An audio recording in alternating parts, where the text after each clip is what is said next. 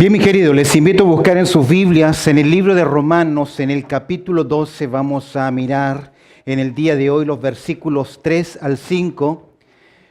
Nuestra serie es ¿Cómo debemos vivir entonces? Hoy estamos en la lección 5. Mira conmigo en el libro de Romanos. Vamos a mirar desde el verso 1. El apóstol Pablo dice lo siguiente, libro de Romanos en el capítulo 12. Así que, hermanos, os ruego por las misericordias de Dios que presentéis vuestros cuerpos en sacrificio vivo, santo, agradable a Dios, que es vuestro culto racional. No os conforméis a este siglo, sino transformaos por medio de la renovación de vuestro entendimiento para que comprobéis cuál sea la buena voluntad de Dios, agradable y perfecta. Digo pues por la gracia que me es dada a cada cual que está entre vosotros, que no tenga más alto concepto de sí que el que debe tener, sino que piense de sí con cordura, conforme a la medida de fe que Dios repartió a cada uno. Porque de la manera que en un cuerpo tenemos muchos miembros, pero todos los miembros tienen la misma función, pero no todos los miembros tienen la misma función, así nosotros, siendo muchos, somos un cuerpo en Cristo y todos miembros los unos de los otros.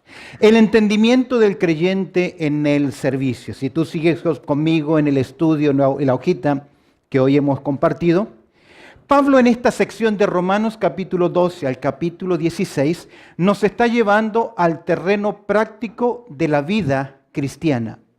Y la vida cristiana no es solamente conocer Biblia, que es importante.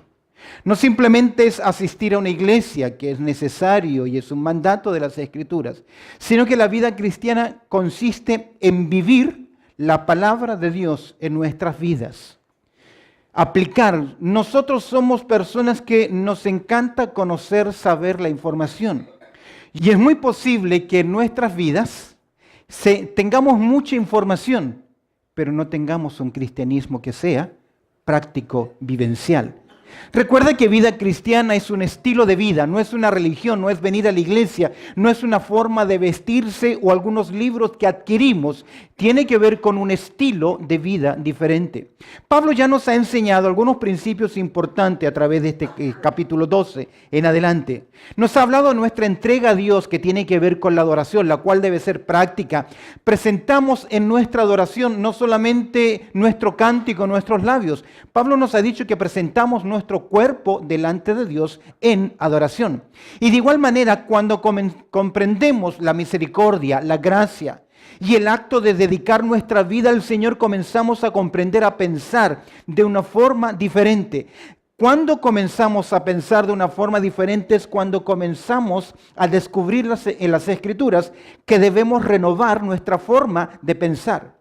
Si un creyente no renueva la forma de pensar, renovar la forma de pensar es cuestionar sus valores, sus conclusiones, su filosofía de vida del pasado y comenzar a filtrarlas a través de la revelación de la palabra de Dios. En ese proceso, cuando comenzamos a preguntarle a Dios, comenzamos a preguntarle la palabra de Dios sobre temas de la vida.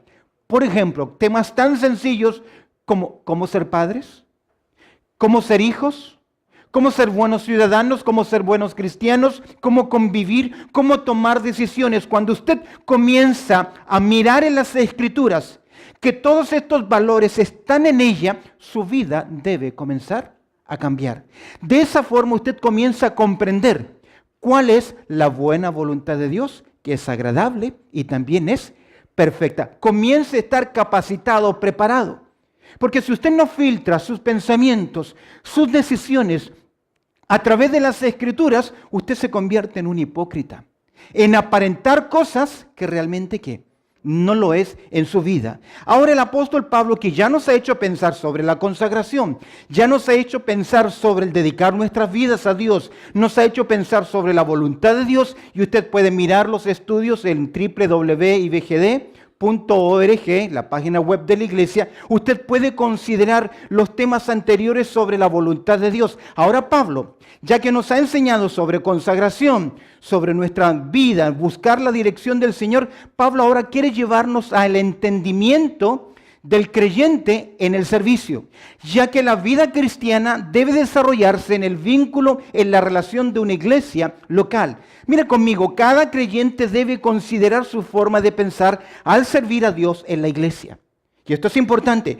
Todo creyente debe considerar, evaluar su forma de pensar al servir en una iglesia. ¿Cómo debemos considerar el pensar en el servicio a Dios? ¿Qué debemos considerar? En primer lugar, al observar el versículo 3, debemos considerar lo que se piensa en primer lugar de nosotros mismos. ¿Cómo estamos pensando de nosotros mismos? Porque puede ser que a veces tengamos una mentalidad absolutista. Escúcheme bien, una mentalidad absolutista es la que no ve grises y cree que siempre se debe hacer lo que yo estoy diciendo. A veces una persona absolutista tiene poca capacidad de reflexión, de autorreflexión, de autoanálisis.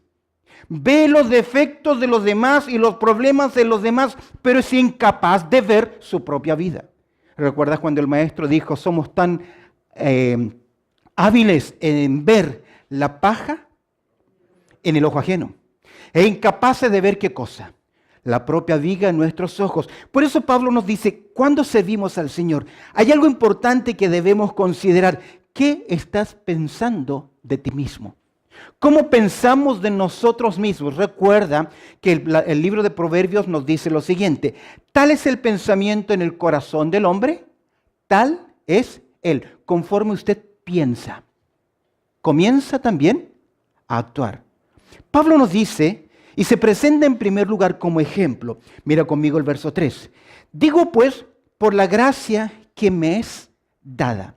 Pablo acá va a sentar su autoridad. Digo pues, como diciendo, yo soy un apóstol.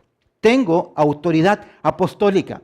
Un apóstol tenía la autoridad apostólica de enseñar. Sabemos por las Escrituras que los apóstoles tenían la responsabilidad de ser los representantes de Cristo en la tierra y para eso Dios vindicó su autoridad con señales, prodigios y milagros. Eran la voz de Dios en esta tierra con autoridad. Dios tenía muchas cosas que decir o instruir a su pueblo, pero no las pudo decir todas Jesús en su ministerio terrenal, pero encargó a los apóstoles, sus representantes en esta tierra, para enseñar todas aquellas otras verdades que aún nos habían enseñado de parte de Dios. Es por eso que hoy tenemos la revelación completa en el Nuevo Testamento. Y Pablo dice lo siguiente, digo pues, haciendo uso del ejercicio de su autoridad y del don que le fue concedido, y agrega algo muy importante. Mira el ejemplo, forma de pensar. Por la gracia que me es dada. Pablo tiene una autoridad, tiene un don. ¿Cuál es el don que tiene Pablo? Él es un apóstol. Usted mirará en Efesios, por ejemplo, en Gálatas, donde Pablo dice que él es apóstol por la voluntad de Dios. Ahora, aquí él nos dice, porque nos está enseñando cómo debemos pensar en el servicio, dice que Pablo tiene esta autoridad por la gracia que me es dada. Pablo, al pensar en la gracia, está pensando en su ministerio apostólico. Y al pensar en su ministerio apostólico, él está pensando por qué él hoy es un apóstol. ¿Qué fue cuando aún era conocido como Saulo de Tarso? ¿Qué era este personaje? Un perseguidor de la iglesia. Una persona que no tenía claridad y odiaba al cristianismo y odiaba al tal Jesús como un impostor porque él obligaba a los cristianos a blasfemar. Cuando le escribe Pablo a Timoteo en su primera carta en el capítulo 1, verso 12, Pablo le dice a Timoteo que él en otro tiempo era un perseguidor, pero Dios me tuvo por fiel, poniéndome en el ministerio. Eso significa entonces que Pablo entiende que por la gracia que le es dada, ¿qué es para el apóstol Pablo la gracia acá? Tiene que ver con ese don que el Señor le dio, que le confirió para ser un apóstol. Es por eso que tú verás, por ejemplo, en 1 Corintios capítulo 14, verso 37, que el apóstol Pablo cuando tiene que corregir problemas serios en la iglesia en Corinto, en el capítulo 14, verso 37, dice, si alguno se cree profeta o espiritual, si alguno tiene dones y los está utilizando y cree que está sirviendo al Señor, Pablo agrega, reconozca que lo que escribo son mandamientos ¿de quién? Del Señor. ¿Qué presenta Pablo ahí? Su autoridad. ¿Por qué? Por la gracia de Dios, él es un apóstol. Tal vez, y fue cuestionado el ministerio apostólico de Pablo porque por ahí no era de la camada de los colegas de los apóstoles llamados directamente por Jesús en el ministerio terrenal. ¿Recuerdas? Podemos hacer mención de los 12 apóstoles. Pablo fue llamado, como él agrega, como un abortivo. Fue llamado como fuera ¿qué? De tiempo. Pero no significa que no tenía la autoridad apostólica. Aún más, cuando estudiamos el libro de los Hechos, el libro de los Hechos tiene como por propósito decirnos, Pablo es un apóstol. Ya lo vemos en Corinto. Él dice, reciban mis palabras como viniesen de parte de ¿quién? Del Señor. ¿Cómo se presentaba un profeta en el Antiguo Testamento cuando traía un mensaje de parte de Dios? ¿Qué decía? Así dice el Señor. Esa forma, esa fórmula, esa declaración, ¿qué estaba diciendo con esta afirmación? Que el mensaje que él traía venía directamente ¿de quién? De parte de Dios. Ahora, ¿cuál es el concepto que tiene Pablo acerca de la gracia de Dios?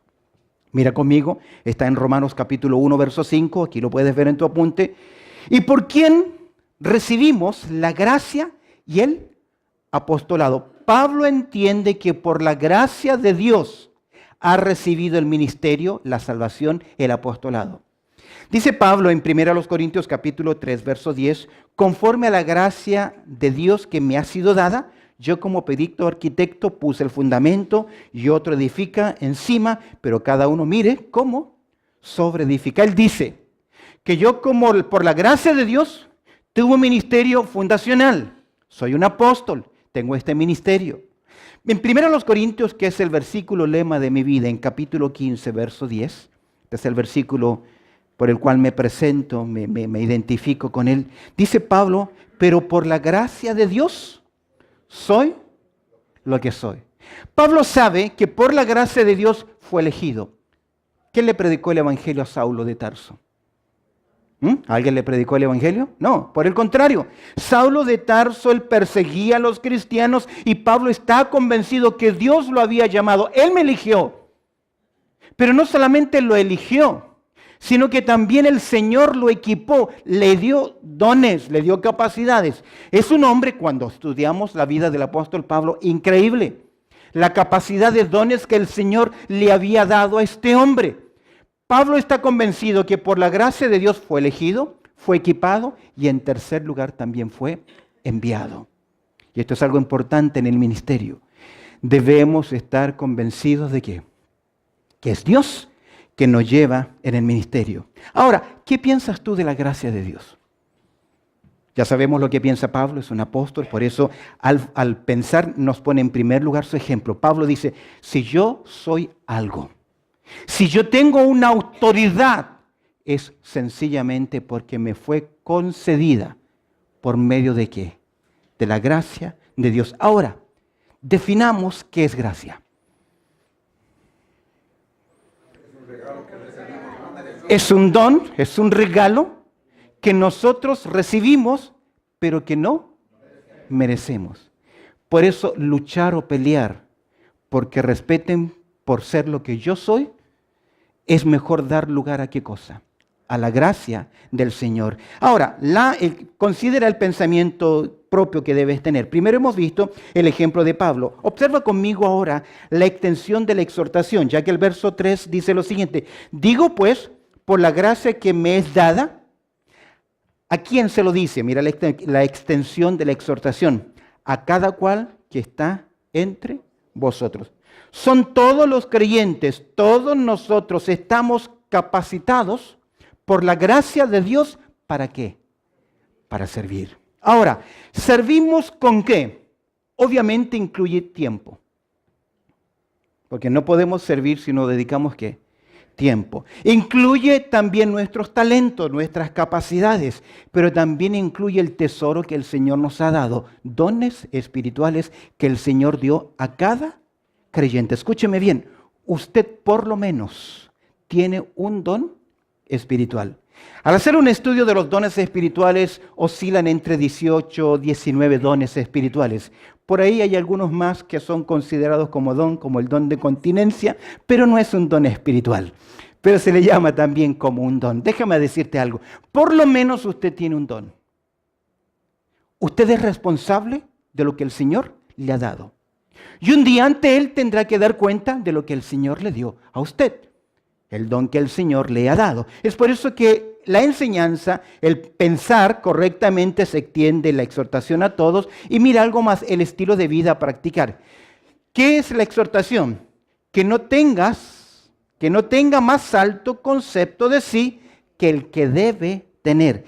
Debemos tener cuidado en cómo pensamos de nosotros mismos y escúcheme bien, también de los demás. Porque a veces somos absolutistas y creemos que todos tienen que estar a mi nivel espiritual. Que todos deben saber lo que yo sé. Que todos deben actuar como yo actúo y que todos deben decidir como yo decido. No, señor. No, señor. Debemos actuar bíblicamente. Y si usted me dice, no, pero es que yo soy bíblico y así tienen que decidir, se está equivocando. No debemos subestimarnos ni tampoco sobreestimarnos en nuestra forma de pensar. Uno de nuestros grandes males como creyentes en este punto, en el estilo de vida a practicar, que no tengamos más alto concepto de sí que el que debemos tener. Uno de nuestros grandes males es que vivimos comparándonos con los demás. Escuchaba un creyente que decía, yo con él no hablo porque yo soy espiritual y él es carnal. ¿Cómo era la iglesia de Corinto en su espiritualidad? Yo soy de Pablo, de Apolo, de Cefas y otros más espirituales decían, yo soy ¿de quién? De Jesús. Ahora, quiero que observes conmigo en 1 Corintios capítulo 4.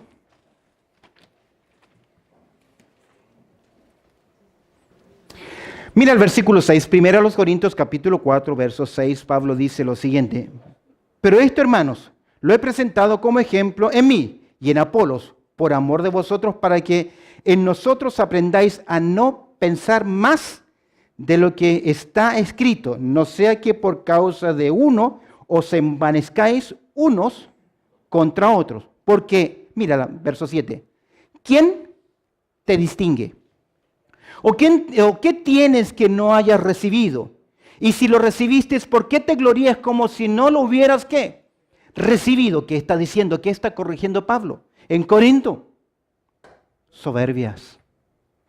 Es evidente que a veces hay creyentes que reciben algunos dones que son más sobresalientes que otros. Por ejemplo, los que tienen don de presidir, de exhortar, de enseñar. Son más evidentes que aquel que tiene el don de servicio, porque por lo general quienes tienen ese don de servicio prefieren hacer las cosas más ocultas, o el que tiene el don de misericordia, que sin que nadie más se dé cuenta, suple una necesidad, ayuda de una forma personal y directa, a diferencia de otros que tienen dones más sobresalientes. ¿Qué estaba pasando en Corinto? Estaban haciendo sobresalir ciertos dones de oratoria y había un desastre, una pelea de grillos allá en Corinto, que creían que los que tenían el don de lenguas eran el don más importante y se peleaban con el que tenía el don de profecía, y los que interpretaban no tenían problemas porque se levantaba uno y otro y había todo un relajo dentro de la iglesia y todos se creían espirituales. Pablo dice, cuidado. A veces nosotros en la vida cristiana podemos ser igual y creernos algo que nosotros no somos. Alguien dijo una vez lo siguiente: toda exaltación propia y orgullo es desastrosa en la vida espiritual y en la santidad de un creyente. ¿Cuál es el estilo de vida de práctica? ¿Cuál es la forma práctica? Que no tenga más alto concepto de sí que el que debe tener. ¿Qué agrega el apóstol Pablo, verso 3? Sino que, eso es un nexo de contraste. ¿Cómo debemos pensar? Piense de sí, en primer lugar, con cordura. La exhortación es que debemos pensar de forma, escúcheme bien, sabia y sobria. Sabia y sobria. Sí, el contraste de una persona sobria a una persona que no lo está es que él está en un estado de influencia externa, el alcohol o droga o lo que sea, sino que aprenda a mantener un equilibrio en su forma de pensar. Este es el pensamiento, sobriedad es el pensamiento que concuerda con el carácter, con lo que Dios nos enseña. Por eso al principio nos ha llevado a que debemos renovar nuestra forma de pensar. Y la forma de pensar se renueva mirando las Escrituras. Sino que piense de sí con cordura y agrega, conforme a la medida de fe que Dios repartió a cada uno. Esta medida de fe tiene que ver con la capacidad para el ejercicio de los dones conferidos a cada creyente. Esta capacidad tiene que ver que Dios nos dio la palabra medida, es la palabra metrón. Nosotros derivamos de la palabra metrón el término metro. Significa que Dios te dio exactamente lo que tú necesitas. ¿Para qué? Para el servicio. Ahora, ¿qué debo hacer? Mira conmigo, acompáñame a Primera de Pedro, capítulo 4. Primera de Pedro en el capítulo 4. Primera de Pedro, capítulo 4, verso 10. Cada uno, ¿estás ahí? Amén. ¿Qué significa la palabra cada uno? Todos, cada persona, en este caso cada creyente. Cada uno según el don que ha recibido. Y esto es importante, me detengo acá. Hay iglesias que enseñan a los creyentes a que le pidan cierto don especial al Señor. No es bíblico. De acuerdo a 1 Corintios capítulo 12, el Espíritu repartió en forma soberana los dones como Él quiso. Ahora, como Dios conoce tu vida y mi vida de antemano, Él preparó buenas obras para que yo ande por ellas, y al preparar buenas obras me equipó, porque Dios jamás me lleva, me pone en un lugar si no me capacita primero. Ahora, cuando nos damos cuenta que no tenemos la capacidad es cuando más Dios se glorifica, porque más dependemos ¿de quién? Del Señor que de nuestras habilidades. Hoy existen en el ministerio gente que es profesional del púlpito, de la oratoria y de los ministerios. ¿Cuál es el peligro de eso? Que dependemos más de nuestra habilidad que de la dependencia del Señor y de la guía del Señor en el ministerio. Por eso no hay resultados.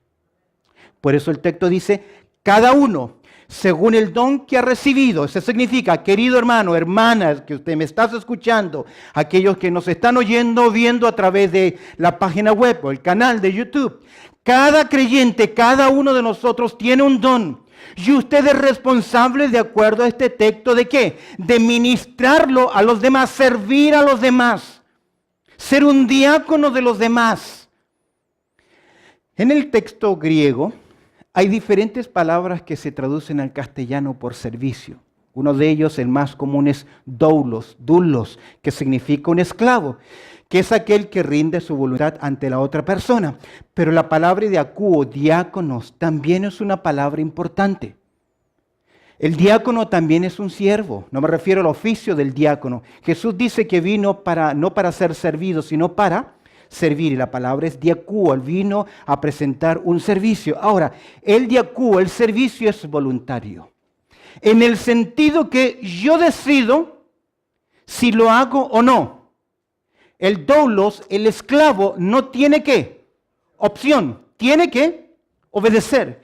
Pero a mí el Señor me da la oportunidad de decidir si voy a utilizar mi don, lo que Dios me ha dado, en beneficio personal o para la edificación del cuerpo de Cristo. Escúcheme bien.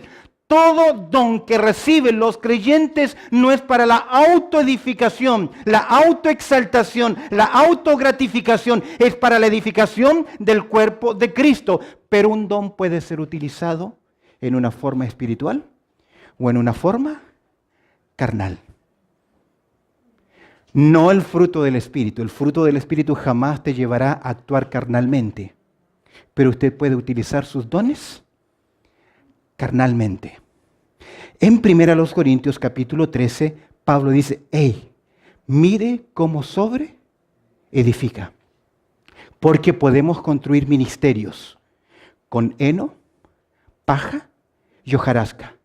Y puede crecer, y puede ser popular, y puede afectar a otros. Pero nos estamos llevando, ¿qué cosa? La gloria. Cuando venga el momento de la evaluación, todo lo que es heno, todo lo que es paja y todo lo que es hojarasca, ¿qué? Va a pasar. A veces tenemos una sobrehumildad que no es coherente con el cristianismo. Pablo dice que ninguno tenga más alto concepto de sí que el que debes tener. No debo subestimarme ni sobreestimarme tampoco, en ninguna manera. Ahora, Pedro dice, cada uno según el don que ha recibido, ¿cuál es el mandato? Utilícelo, ministrelo, ¿a quién? A los otros. Y agrega, como buenos, ¿qué? Administradores, como buenos mayordomos, ¿de qué cosa? De la multiforme gracia de Dios. Ahora deténgase por un momento y piense, ¿cuál es el don que el Señor le ha dado? ¿Cuál es tu don? ¿Qué es lo que el Señor te ha dado? Si usted tiene 1 o 2 años de creyente, le puedo creer que todavía no esté ¿qué? Seguro. Pero si usted ya lleva más de 2 años como creyente, ¿cómo está usando su don para la gloria del Señor? Porque recuerda la historia de los talentos, la parábola de los talentos, que va a llegar un momento que usted va a tener que responder por lo que el Señor le ha concedido. De igual forma debemos reconocer y apreciar a los dones que Dios nos ha dado. Ahora, todos somos importantes. Por eso Pablo dice, tenga cuidado cuando servimos en cómo pensamos. No creas que tú eres el único que lo puede hacer o que soy el mejor para hacerlo. Tampoco hacemos ministerio para que los demás nos oigan, nos alaben.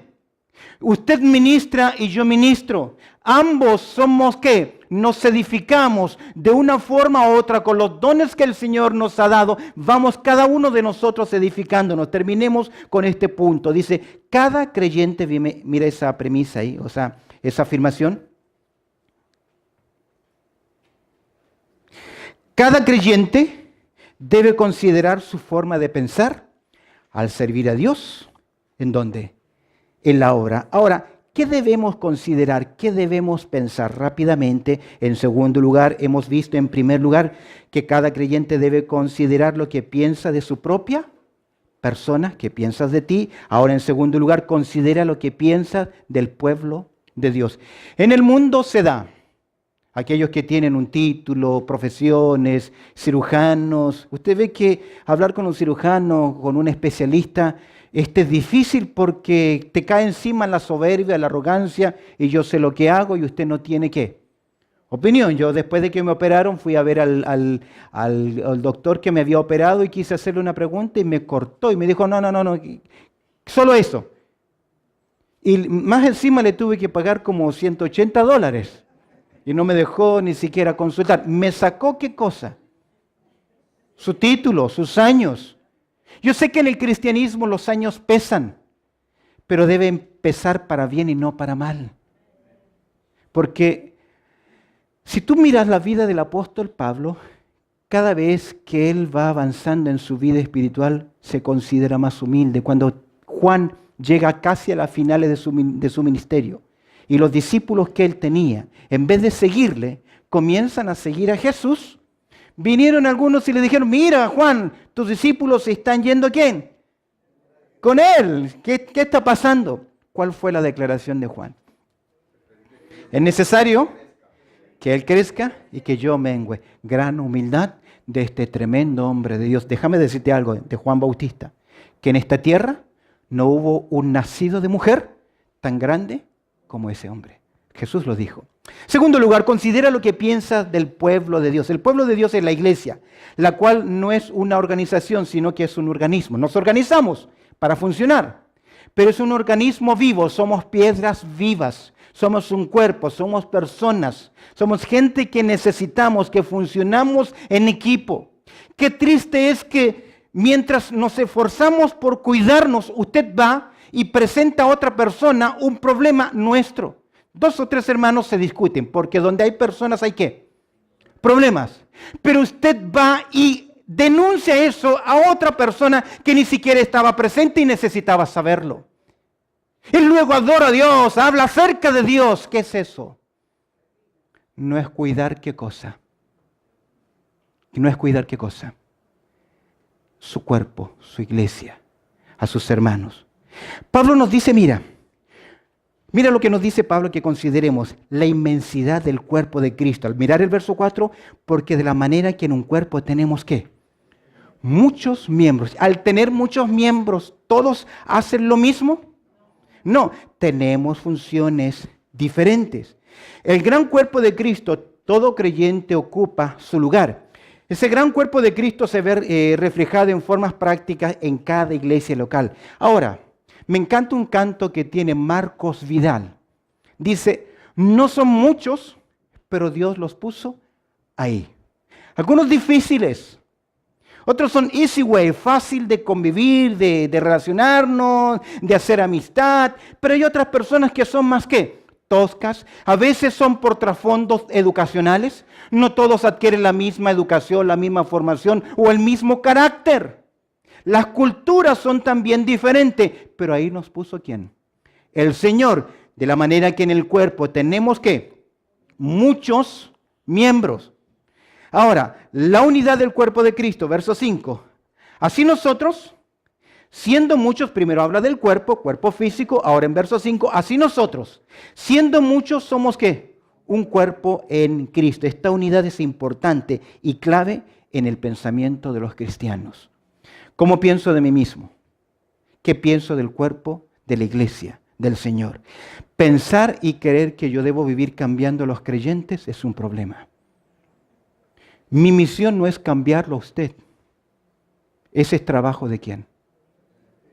Del Espíritu Santo. A veces nosotros como predicadores le damos duro y le damos duro a la congregación. Es bueno. Por eso se llama que nosotros predicamos sermones. Cuando le decimos a alguien, ya te sermonearon, ¿qué significa?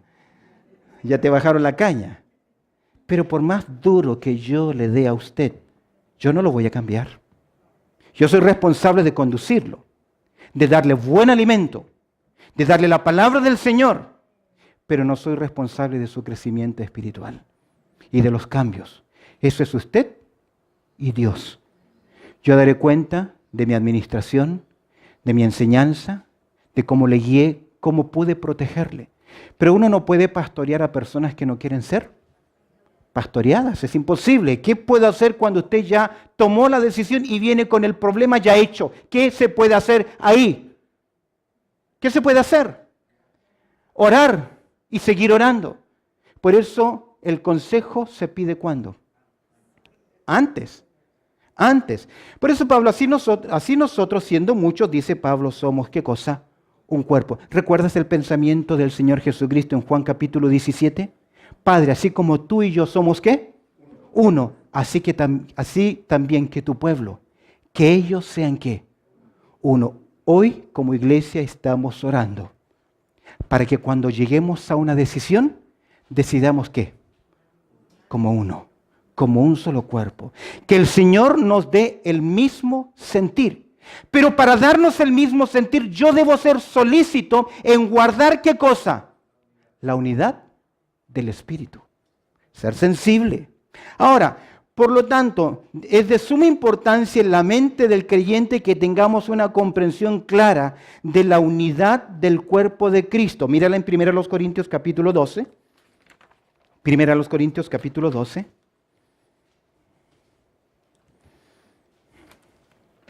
Verso 12. Dice Pablo, utilizando el cuerpo como una ilustración, porque así como el cuerpo es uno y tiene muchos miembros, pero todos los miembros del cuerpo, siendo muchos, son un solo cuerpo, que agrega Pablo. Así también Cristo. ¿Usted sabe lo que significa sinergia? ¿Sinergia? Sinergia es una acción donde cada parte de algo cumple su función. Y aunque pareciera que se mueve en forma contraria, lo que hace es que cada función hace que al cumplir su responsabilidad algo funcione. Por ejemplo, un carro, un vehículo. Tiene muchas piezas con muchos movimientos y algunos movimientos son contra el anticlock, que le llaman, que son contra al movimiento común. ¿Pero qué? Cada uno en lo que hace, que es diferente, produce una sola función. Sinergia. Que todos se muevan en la misma dirección. Igual nosotros, con la capacidad que el Señor nos ha dado. Cada uno. Ahora, yo debo respetar también a los demás. Porque como somos, en primer lugar, Pablo nos ha dicho, la inmensidad del cuerpo, ahora estamos viendo la unidad del cuerpo. Somos muchos, pero pertenecemos a un mismo grupo. Les voy a contar una historia. Era niño, no recuerdo qué edad tenía. Yo tenía un amigo. Y mi amigo iba a una iglesia. Y a mí me obligaban, siempre me obligaron de niño a ir a la escuela dominical, aunque mi abuelo o mi madre no iba. Entonces yo tenía que tomar un micro y a bajarme en tal parte. Y a veces iba y a veces ¿qué? No iba. Como yo siempre supe historias bíblicas, me daban mi dinero, yo me iba a pasear, me compraba mis dulces, porque como me daban dinero para la ofrenda, en vez de darle a la ofrenda, me compraba mis dulces. Y cuando llegaba a casa y me preguntaban, ¿y cómo te fue la historia? ¿De qué? Y para probarlo a uno, ¿de qué hablaron? Y como yo conocía historias bíblicas, bueno, anyway, y estaba yendo a esta iglesia, y un día voy de regreso, voy con mi amigo que pertenecía a otra denominación, y le digo, mira, la iglesia de ahí. Antes de que yo le dijese, a esa voy, mi amigo me dijo, a esa iglesia yo nunca entraría. Éramos niños de 8 años, 10 años como mucho, pero a esa iglesia nunca entraría. Y yo le pregunto, ¿por qué? Porque esa iglesia es una iglesia muerta. Ahí no creen en milagros, no creen en el poder de Dios, no creen en el Espíritu Santo, es una iglesia muerta. ¿Vivimos qué cosa? No somos, si esa persona que cree así, ha recibido a Cristo como su Salvador personal, ¿es qué? Es mi hermano. No puedo discriminar así. Pero las denominaciones, ¿qué hacen? Dominan. El estilo, las creencias.